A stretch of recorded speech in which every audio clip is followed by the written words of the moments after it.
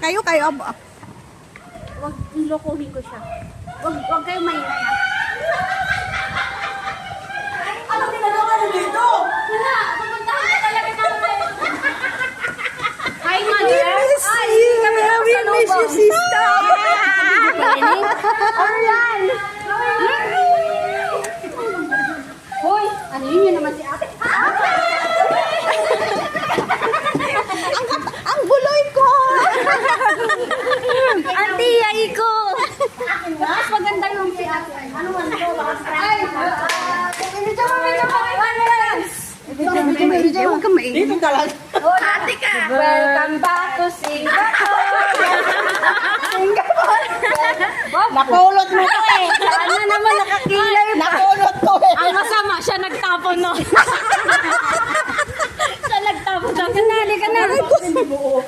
Gagawa, masura na tayo bago ang lahat. Wala na. Wait lang, bago ang lahat may sasabihin tayo. Buray ng kilay. Uy, finally, nagkilay na sa buong years. Ngayon mabura.